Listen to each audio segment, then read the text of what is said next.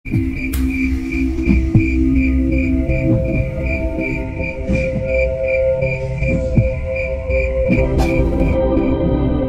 suatu pagi yang cerah, aku duduk di meja makan sambil menikmati secangkir kopi. Matahari yang bersinar terang menyinari dapur, menciptakan suasana hangat dan nyaman. Namun, suasana itu segera berubah ketika aku melihat Dewi, adikku yang cantik, sedang bersiap-siap untuk berangkat kerja. Rambut panjangnya tergerai rapi, bergelombang di pinggir bahunya, dan senyum manisnya membuatnya semakin bersinar. Dengan pakaian rapi yang mempertegas keanggunannya, dia benar-benar memancarkan aura positif yang membuat banyak orang terpikat. "Jangan lupa sarapan," seruku saat melihatnya buru-buru. "Aku pergi ya kak, jangan lupa makan siang," katanya sambil melambai keluar dari pintu dengan langkah cepat. "Iya, hati-hati di jalan," balasku. Meski dalam hati aku merasakan sedikit kecemasan. Belakangan ini aku merasa ada yang aneh dengan Dewi. Tetapi aku tidak tahu pasti apa itu. Dia seringkali terlihat lelah dan sering mengeluh sakit kepala. Sesaat setelah dia pergi, aku mulai merapikan meja. Pikiranku kembali melayang pada Dewi. Dia adalah gadis yang sangat baik, selalu ramah kepada semua orang. Tak heran jika banyak laki-laki di kantornya terpikat. Namun, aku merasa ada sesuatu yang lebih. Mungkin tekanan dari lingkungan kerjanya yang mulai mengganggu. Hari itu di kantornya ada acara spesial. Semua karyawan berkumpul di ruang meeting untuk memperkenalkan Gani, putra pemilik perusahaan yang baru saja kembali dari luar negeri. Dia akan mengambil alih posisi ayahnya. Tentu saja, kedatangan Gani sangat ditunggu-tunggu semua orang. Berita tentang Gani yang menawan dan sukses telah beredar di kantor, membuat banyak wanita penasaran. Ketika acara dimulai, aku menerima pesan dari Dewi. "Kak, semua orang di sini sangat excited. Gani baru saja datang. Dia tampan sekali." Aku membalas dengan cepat. "Hati-hati ya, jangan terlalu terpesona." Ketika Dewi mengirimkan fotonya bersama rekan-rekannya di ruang meeting, wajah Gani muncul di latar belakang. Senyumannya yang karismatik memikat semua orang, terutama para wanita. Beberapa saat kemudian, teleponku berdering. Itu Sinta, salah satu teman kerja Dewi. Kak Dewi, lihat Gani deh, cakep banget kan?" Sinta menggoda dengan suara ceria. "Iya, lumayan," Dewi menjawab sambil tersenyum. Namun matanya terlihat lebih fokus pada layar laptopnya. Mungkin dia berusaha bersikap profesional, tetapi aku bisa merasakan bahwa ada sesuatu yang membuatnya merasa tidak nyaman. Acara dimulai dengan Gani memperkenalkan dirinya. Dia berdiri di depan semua orang, mengenakan jas rapi yang membuatnya tampak lebih menawan. Dengan percaya diri, dia menyapa semua karyawan, dan suasana menjadi semakin hidup. Semua orang bertepuk tangan saat dia mulai berbicara. "Aku sangat senang bisa kembali ke sini dan bekerja bersama kalian semua," katanya. Suaranya bergetar penuh semangat. "Aku ingin kita semua bisa bekerja sama mencapai tujuan perusahaan yang lebih baik." Dia mengedarkan pandangannya. Dan untuk sesaat, tatapannya tertuju pada Dewi. Saat itu, waktu terasa melambat. Dewi yang sedang tersenyum mendadak terdiam, seolah terhipnotis oleh tatapan Gani. "Dia itu kayak pangeran dalam dongeng ya," bisik Sinta, membangkitkan kegembiraan di antara teman-teman yang lain. Dewi hanya tertawa kecil. "Jangan lebay Sinta, dia kan bos." Tapi aku bisa melihat ekspresi Dewi. Ada kecemasan dan ketidaknyamanan terselip di antara senyumnya. Setelah acara selesai, banyak rekan kerja Dewi berbondong-bondong mendekati Gani. Aku bisa mendengar mereka tertawa dan saling menggoda. Saat Dewi berusaha pergi, Gani menghampirinya. "Dewi, kan kita belum sempat berbincang banyak. Boleh kita ngobrol sebentar?" tanyanya dengan nada ramah. Dewi terlihat ragu. "Oh iya, tentu Pak Gani." Di sisi lain, di malam hari saat Dewi pulang, wajahnya tampak sedikit murung. "Kak, hari ini ada banyak yang terjadi kak," katanya sambil merebahkan diri di sofa. "Ada apa? Ceritakan yuk." Aku mencoba mengalihkan perhatiannya dari tatapan kosongnya. "Gani itu, dia memang menyenangkan," Dewi mulai bercerita. Tapi ada sesuatu yang bikin aku merasa aneh. Dia terus menatapku, seolah-olah ada sesuatu yang dia inginkan, Kak. Apa dia memperlakukanmu dengan tidak sopan? Tanyaku, merasa khawatir. Enggak, Kak, dia baik-baik saja. Tapi aku merasakan ada tekanan, seolah dia mengharapkan lebih dari sekedar teman kerja. Suaranya lirih dan aku bisa melihat kegalauan di wajahnya Dewi. Jangan terlalu dipikirkan, fokus aja pada pekerjaanmu. Kalau dia mulai mengganggu, bilang saja, saranku, meski hatiku tak bisa menepis rasa cemas. Malam itu, Dewi pergi ke kamarnya. Aku bisa mendengar dia mengeluh pelan. Kak, aku capek. Aku berusaha mendorong perasaan tidak enak itu. Mungkin ini hanya fase perkenalan yang biasa, namun entah kenapa, firasatku tidak bisa menenangkan hati. Seiring waktu, aku memperhatikan Dewi semakin tertekan. Dia menjadi lebih sering pulang larut, dan ketika di rumah, matanya sering kosong. Pernah sekali aku mendapati dia menangis tanpa alasan yang jelas. Dewi, ada apa? Ceritakan padaku. Aku bertanya lembut. Aku tidak tahu, Kak.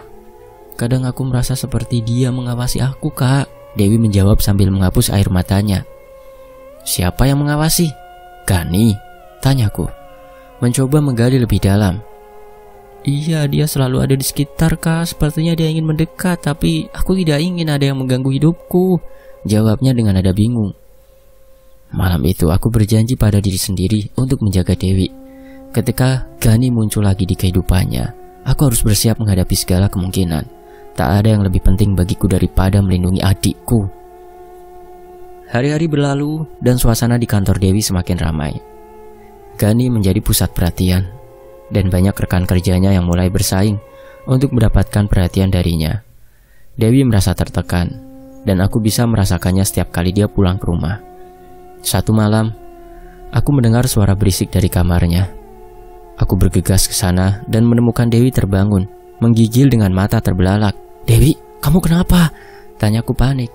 Aku melihat sosok dia terlihat seperti Gani, Kak, tapi lebih menyeramkan. Jawabnya dengan suara bergetar. Hatiku berdebar. Tenang Dewi, mungkin itu hanya mimpi. Tapi Kak, aku tidak bisa tidur soalnya ada yang mengikutiku, Kak, katanya. Dan aku tahu saat itu kami telah melangkah ke dalam sesuatu yang lebih gelap.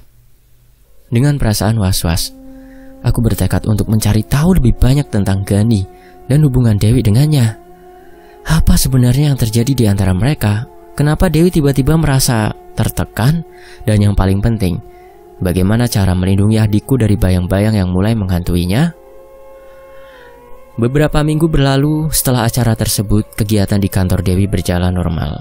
Meskipun ada ketegangan tersisa setelah perkenalan Gani, namun di rumah aku semakin khawatir melihat perubahan pada Dewi. Suatu malam, saat aku sedang menonton televisi, tiba-tiba Dewi pulang lebih awal. Wajahnya tampak pucat dan matanya terlihat lelah. Dewi, kamu kenapa? Tanyaku, menyambutnya dengan penuh perhatian. Tidak apa-apa, Kak, hanya lelah, jawabnya sambil berusaha tersenyum. Meskipun senyum itu terlihat dipaksakan. Dia langsung menuju ke dapur, seolah berusaha mengalihkan pikirannya. Aku mengikuti langkahnya, dan saat dia membuka kulkas, aku melihat tangan Dewi sedikit bergetar. Apa kamu mau makan sesuatu, Dew? Tawarku, berusaha membuatnya merasa lebih baik. Enggak, Kak, aku udah makan di kantor, jawabnya. Tapi aku bisa melihat dia tidak benar-benar berselera. Setelah itu kami duduk di ruang tamu. Suasana rumah terasa sunyi. Hanya terdengar suara televisi yang memudar. Tiba-tiba bunyi bel rumah memecah keheningan.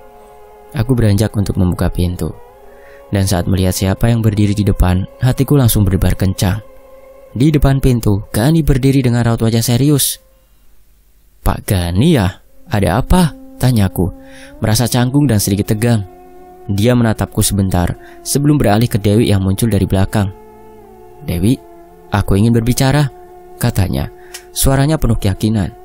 Dewi terlihat ragu, tetapi dia mengangguk dan mengajak Gani masuk. Kami duduk di ruang tamu, dan suasana tegang menyelimuti kami bertiga. Gani duduk di seberang Dewi, dan aku merasakan ketidaknyamanan di udara. Saat itu juga orang tuaku, bapak dan ibu, ikut bergabung melihat kedatangan Gani ke rumah. Dewi, aku tahu ini mendadak, tetapi aku ingin melamar kamu. Gani mengucapkan kata-kata itu dengan penuh harap. Matanya berbinar, seolah berharap Dewi akan menerima lamarannya. Dewi terkejut. Gani, aku sudah punya tunangan, jawabnya dengan suara bergetar. Oh, begitu. Tapi aku merasa ada yang spesial antara kita, jawabnya. Nada suaranya mulai meninggi, menampakkan ketidakpuasan. Dewi mengambil nafas dalam-dalam, jelas berusaha menenangkan diri. Maaf Gani, aku menghargai perasaanmu, tapi aku tidak bisa. Aku sudah berkomitmen kepada orang lain. Gani terdiam sejenak. Wajahnya memucat, ekspresinya berubah, dan aku bisa merasakan ketegangan yang memenuhi ruangan. Aku mengerti, ujarnya pelan, penuh kecewa. Dia berdiri, menatap Dewi seakan ingin menyampaikan kenangan di dalam ingatannya, lalu pergi meninggalkan rumah tanpa mengucapkan kata-kata lain.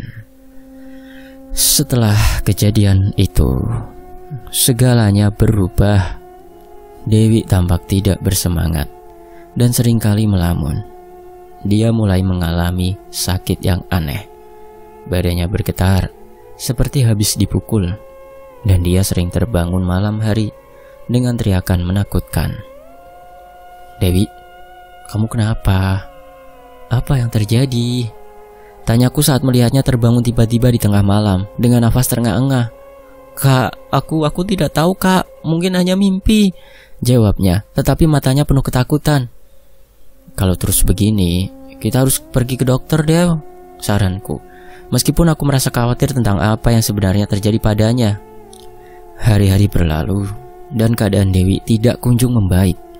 Setiap malam, teriakannya membangunkanku dari tidur, membuatku semakin cemas.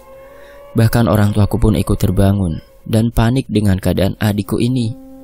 Dalam beberapa kesempatan, aku melihat dia berbicara sendiri di tengah malam, seolah sedang berdebat dengan sesuatu yang tidak terlihat. Kenapa kamu tidak menceritakan padaku apa yang kamu lihat, Dew? Tanyaku saat kami berbicara di dapur. Kadang aku merasa seperti ada yang mengikutiku, kak. Sosok-sosok yang menakutkan, katanya dengan suara bergetar, dan aku bisa merasakan ketakutan mendalam di balik kata-katanya. Dewi, semua ini bisa jadi karena stres dan rasa bersalahmu, mungkin karena telah menolaknya. Jangan selalu memikirkan Gani. Saranku berusaha menenangkan hatinya. Suatu malam, saat aku terbangun untuk mencari air, aku mendengar suara Dewi berbisik pelan. Aku menghampiri kamarnya dan mengetuk pintu. Dewi, kamu baik-baik saja? Tanyaku sedikit ragu. Suara dari dalam terdengar lebih jelas. Kak, tolong, jangan biarkan dia masuk, kak. Hatiku bergetar. Siapa yang tidak boleh masuk? Tanyaku berusaha membuka pintu. Aku tidak tahu, aku tidak bisa melihatnya, tapi aku merasakannya, kak, jawabnya dengan nada panik. Setelah mengucapkan kata-kata itu, suara Dewi terdiam, dan aku merasakan keheningan yang menakutkan. Dewi, buka pintunya, teriakku, khawatir akan keselamatannya. Beberapa saat kemudian, pintu terbuka, dan Dewi terlihat lebih pucat dari biasanya. Aku tidak bisa tidur, kak, dia ada di sini, ucapnya, matanya membesar dalam ketakutan. Aku akan tetap di sini bersamamu, Dew, kataku, berusaha menunjukkan keberanian yang aku sendiri tidak merasakannya. Kami duduk di samping ranjang, dan Dewi berusaha menenangkan nafasnya. Sepertinya ada yang ingin mengganggu kita. Sejak Gani melamar, semuanya jadi aneh, kak, katanya menggigit bibirnya. Aku terdiam berpikir sejenak. Dewi, mungkin kita perlu mencari bantuan. Mungkin ada orang yang bisa membantu kamu. Dia menganggukkan pelan. Dan saat itu aku bertekad untuk melindungi Dewi dari apapun yang mengintai kami. Kami tidak bisa terus hidup dalam ketakutan ini. Sejak malam itu, aku mulai mencari informasi tentang penyembuhan alternatif. Aku bertanya kepada teman-teman dan mencari referensi tentang orang-orang yang bisa membantu. Dalam hati, aku berharap semua ini bisa segera berakhir. Suatu pagi, saat aku sedang sarapan, Dewi masuk ke ruang makan dengan wajah lelah. Kak, aku tidak tahu berapa lama lagi aku bisa bertahan seperti ini, katanya dengan suara putus asa. "Dewi, kita akan segera menemukan jalan keluar. Aku sudah mencari orang yang bisa membantu." Jawabku berusaha menguatkan hatinya. "Siapakah yang bisa membantu? Apa mereka benar-benar bisa?" tanyanya. Keraguan terlihat di wajahnya. "Ya, aku percaya mereka bisa. Kita hanya perlu berusaha," kataku, meskipun rasa cemas tetap menghantuiku. Di dalam diriku, aku merasa ini semua berawal dari Gani. Lamaran yang mengganggu itu tidak hanya memisahkan Dewi dan tunangannya, tetapi juga membawa kegelapan yang mungkin tak terduga. Kami harus bersiap untuk menghadapi apapun yang akan datang, bahkan jika itu berarti berhadapan dengan bayang-bayang Gani yang mungkin tidak pernah sepenuhnya hilang. Ketika aku melihat Dewi tambah menderita, aku bertekad untuk melindunginya. Mungkin langkah selanjutnya adalah menemukan jawaban atas semua pertanyaan yang mengganggu pikiran kami. Sebelum segala sesuatunya terlambat, aku harus memastikan adikku kembali sehat dan bahagia. Dan kekhawatiran mulai merayap di pikiranku. Semakin hari, aku merasa semakin tidak berdaya melihat keadaan Dewi yang terus memburuk. Suatu malam, saat angin berdesir lembut di luar, aku terbangun mendengar teriakan yang membuatku terloncat dari tempat tidur. Segera aku berlari ke kamarnya. Jantungku berdegup kencang. "Dewi, ada apa?" tanyaku, panik saat melihatnya duduk di tepi tempat tidur. Matanya kosong dan wajahnya pucat. "Kak, aku melihat sosok-sosok aneh. Mereka ingin mengambilku," jawabnya dengan suara bergetar. Wajahnya tampak ketakutan. "Tenang Dewi, semua ini hanya mimpi. Cobalah untuk tidur." Aku berusaha menenangkan. Meskipun di dalam hati, ketakutan menyelimuti diriku sendiri.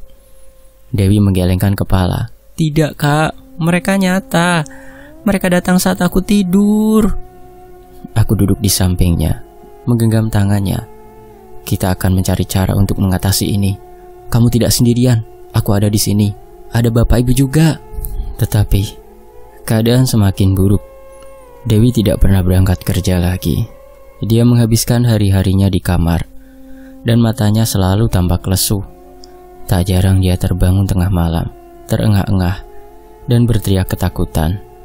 Aku merasa putus asa, seolah terjebak dalam lingkaran kegelapan yang tidak ada ujungnya. Akhirnya aku memutuskan untuk mencari bantuan. Malam itu, dengan harapan di dalam hati, aku pergi menemui seorang ustadz yang terkenal dengan kemampuannya dalam mengatasi masalah gaib. Setelah mengatur pertemuan, aku menjelaskan semua yang terjadi pada Dewi. "Ustadz, apakah ada yang bisa membantu adikku? Dia menderita dan aku tidak tahu harus berbuat apa lagi," kataku dengan penuh harap saat duduk di hadapan beliau. Ustadz itu mendengarkan dengan seksama, lalu menatapku serius. "Kita perlu melakukan proses ruqyah. Namun, saya perlu memperingatkan kamu. Ini bukan hal sepele. Ada kemungkinan bahwa adikmu terkena santet atau pengaruh jahat lainnya." Hatiku bergetar mendengar kata-kata itu. Apa mungkin Gani terlibat dalam semua ini? Pikirku. Gambar wajahnya langsung muncul di benakku. Aku tidak bisa mengabaikan fakta bahwa lamaran yang tiba-tiba itu tampaknya menandai awal dari semua masalah ini. "Adikmu harus siap secara mental. Proses ini bisa mengungkap banyak hal," lanjut Ustadz dengan tenang, menambahkan bobot pada kata-katanya. Setelah proses ruqyah dimulai, suasana dalam ruangan menjadi tegang. Ustadz membacakan ayat-ayat Al-Quran dengan suara tegas, dan aku bisa merasakan getaran yang mengalir di udara. Dewi duduk di sampingku, matanya tertutup, tetapi wajahnya berkerut, seolah berjuang melawan sesuatu yang tidak terlihat. Tiba-tiba, Dewi mulai menggigil. "Kak, mereka datang lagi kak!" teriaknya, suaranya penuh ketakutan. "Tenang Dewi, aku di sini."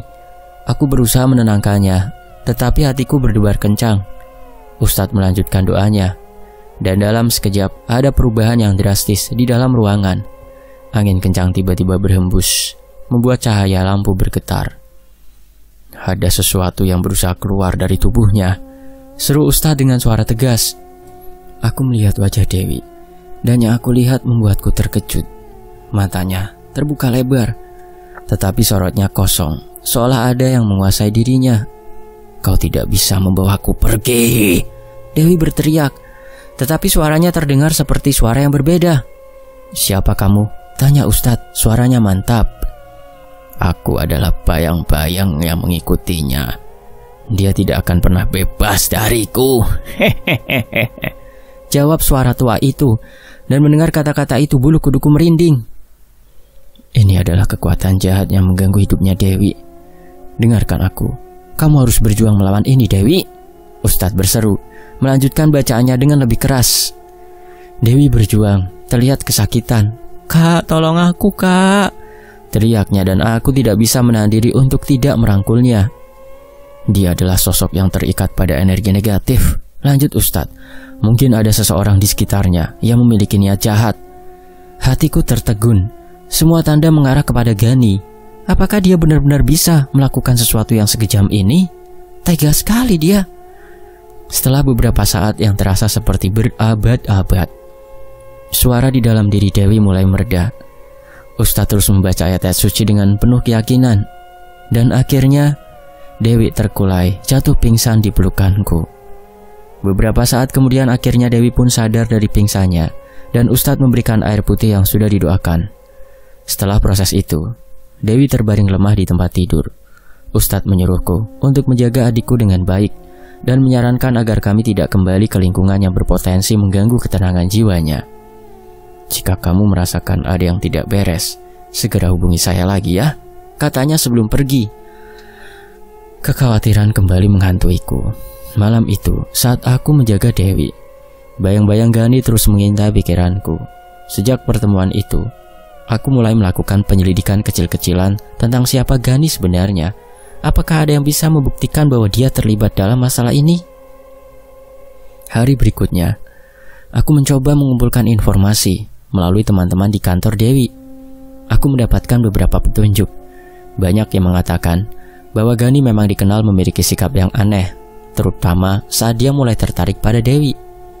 Dia sangat obsesif loh, kata Sinta, salah satu teman Dewi yang pernah bekerja bersamanya. Aku pernah melihat dia memperhatikan Dewi dengan tatapan yang berbeda. Tatapan itu membuatku semakin curiga. Apakah kamu yakin dia terlihat baik-baik saja saat di depan orang-orang? Tanyaku. Iya, tapi dia bisa berubah, Kak, terutama saat dia tidak mendapatkan apa yang dia mau, jawab Sinta, menekankan pada kata-katanya. Setelah mendengar semua itu, aku merasa semakin yakin bahwa Gani memiliki sisi gelap yang tersembunyi. Dia bukan hanya seorang bos yang baik, tetapi juga bisa menjadi sosok yang berbahaya jika terluka. Beberapa malam setelah proses ruqyah, Dewi mulai menunjukkan tanda-tanda pemulihan. Namun aku tetap tidak bisa mengabaikan kegelapan yang masih terus mengintai. Setiap kali Dewi tidur, aku tetap terjaga, memastikan tidak ada yang mengganggu ketenangannya. Suatu malam, saat aku duduk di sampingnya, aku merasakan hawa dingin yang menyelimuti ruangan. Rasanya seperti ada sesuatu yang bergerak di sekitarku. Apa ini? Pikirku berusaha tenang. Dewi terbangun dengan nafas berat. Kak, aku merasa tidak enak, katanya, menatapku dengan mata penuh ketakutan. Ada apa, Dewi? Coba ceritakan, tanyaku, berusaha membuatnya merasa aman. Aku merasa masih ada yang mengawasi kita, Kak. Seperti dia ada di sini di ruangan ini, jawabnya dengan suara gemetar. Aku menelan ludah. Hati berdebar. Kita harus kuat. Ingat, kita baru saja menghadapi sesuatu yang besar. Kita bisa mengatasinya bersama, kataku mencoba menanamkan keberanian. Tetapi saat itu aku merasakan angin dingin berhembus dan lampu mulai berkedip. Apa yang terjadi? Dewi berteriak, terlihat semakin panik. Tenang, aku di sini. Tetapi ketidakpastian merayap kembali ke dalam jiwaku. Malam-malam berikutnya penuh dengan ketegangan. Dewi masih berjuang melawan kegelapan yang menghantuinya. Setelah berbicara dengan Ustadz, aku memutuskan untuk mempelajari lebih lanjut tentang santet dan pengaruh jahat. Setiap informasi yang kutemukan membawa aku lebih dekat kepada kebenaran, tetapi juga membuatku semakin cemas. Suatu hari, aku menemukan sebuah forum online yang membahas tentang pengalaman orang-orang yang pernah disantet. Di sana, banyak yang berbagi cerita mengerikan tentang sosok-sosok yang menghantui mereka. Beberapa menyebutkan nama Gani, dan itu membuatku semakin bingung. Apa hubungannya? "Kak, jangan terlalu banyak membaca hal-hal yang menyeramkan, Kak," Dewi menegurku suatu malam ketika aku duduk di depan layar. "Tapi aku harus tahu, Dewi, ini mungkin bisa membantu kita," jawabku, berusaha tetap fokus. "Setidaknya kita bisa coba untuk tidak memikirkannya terlalu dalam," katanya dengan nada keputusasaan. Aku menatap wajahnya yang lelah.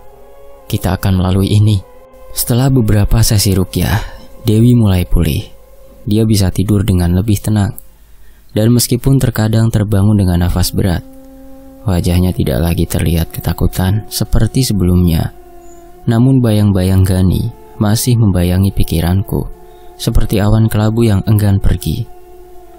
Suatu sore, kami duduk di teras rumah, menikmati angin sepoi-sepoi yang berembus. Dewi menatap ke arah langit, dan aku bisa melihat perubahan dalam dirinya. Meskipun kekhawatiran masih tersisa di matanya. "Kenapa dia melakukannya, Kak?" tanya Dewi dengan suara lembut, seolah sedang berusaha memahami ketidakadilan yang terjadi pada dirinya.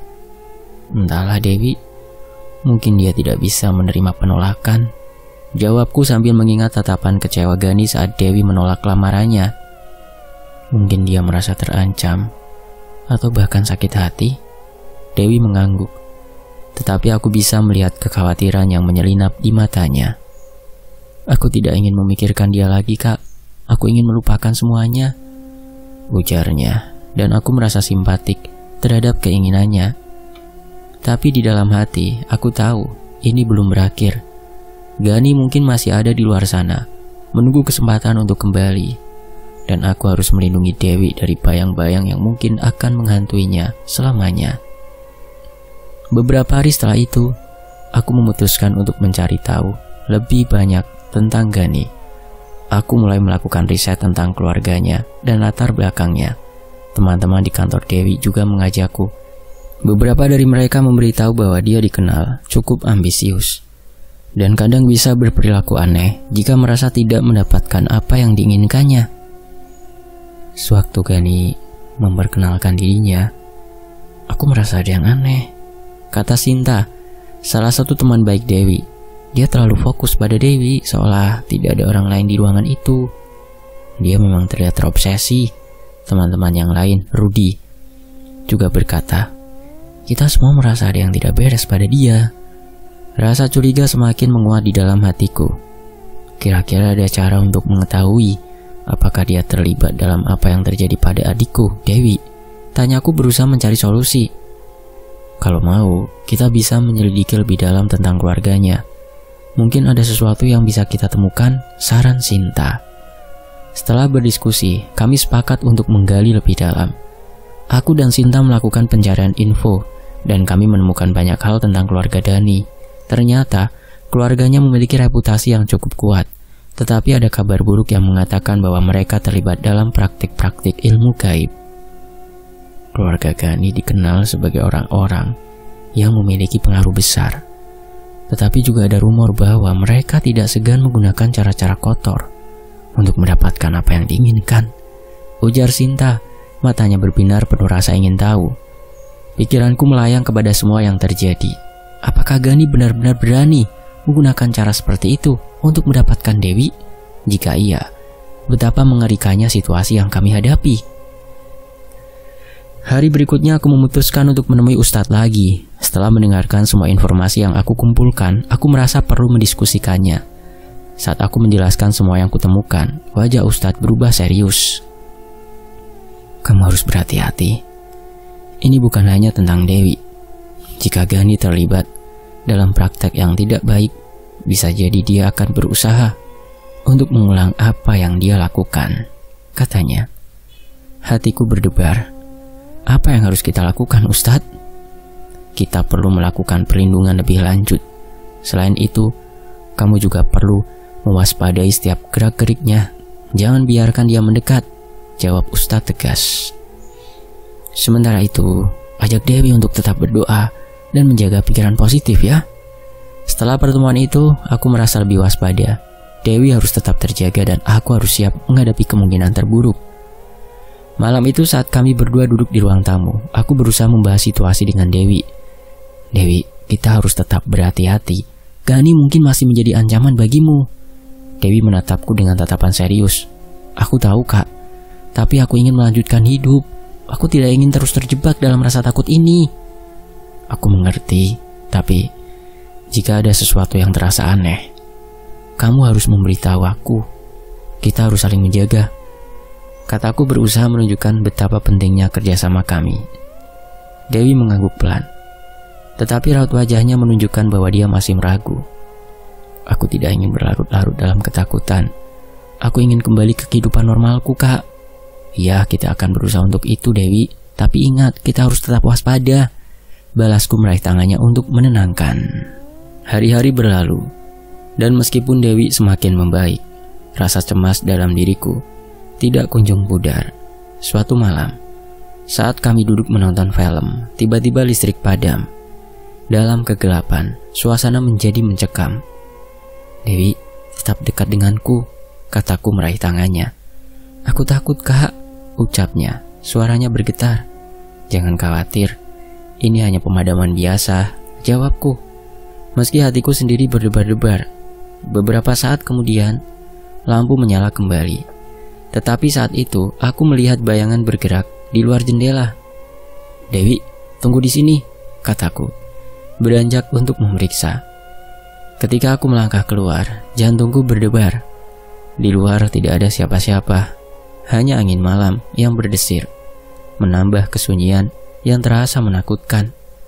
Tetapi saat aku berbalik untuk kembali ke dalam rumah, mataku tertangkap sosok di ujung lain.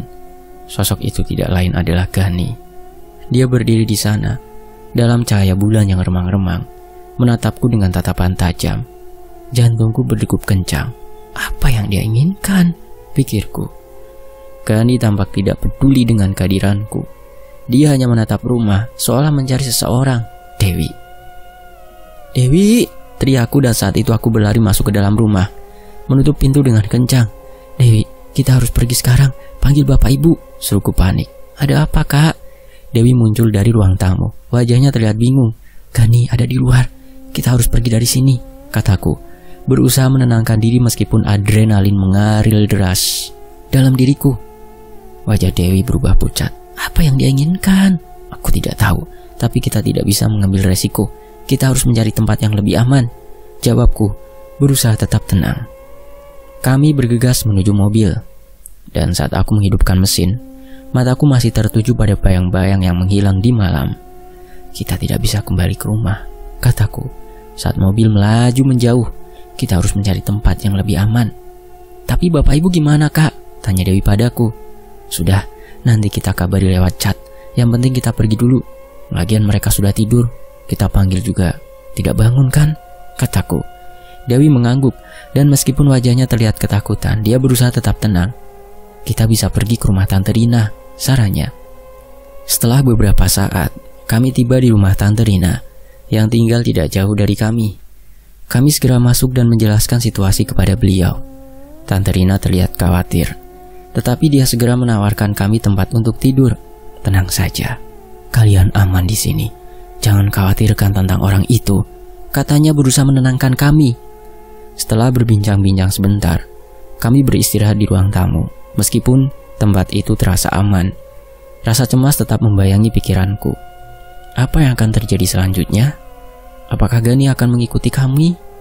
Malam itu saat kami berusaha tidur, aku tidak bisa menutup mata. Pikiran tentang Gani dan semua yang telah terjadi terus berputar di dalam kepalaku. Dewi terlelap di sampingku, tetapi aku tidak bisa merasa tenang. Ketika larut malam tiba, suara ketukan halus terdengar dari pintu. Aku terjaga, tubuhku tegang. Siapa itu? Bisikku berusaha memastikan Dewi tetap tertidur. Ketukan itu terdengar lagi lebih keras. Kak, ada apa? Dewi terbangun, matanya besar ketakutan. Aku tidak tahu, tetap di sini, kataku bangkit pelan dan mengintip ke jendela. Di luar, sosok itu tampak samar. Aku tidak bisa mengenali wajahnya, tetapi sesuatu di dalam hatiku membuatku sangat penasaran. Tapi saat dilihat ternyata tidak ada siapa-siapa. Singkat cerita, semenjak saat itu Dewi mulai tenang, aku pun mulai tenang. karena sudah tidak ada gangguan lagi. Dewi juga sudah tidak bekerja di kantornya bos Gani. Sementara aku dan Dewi tidak mengetahui kabar dari Gani, karena Sinta, temannya Dewi juga sudah tidak bekerja di sana lagi. Terkadang, suatu penolakan tidak diterima dengan baik, terutama oleh orang-orang yang tidak siap menghadapi kenyataan.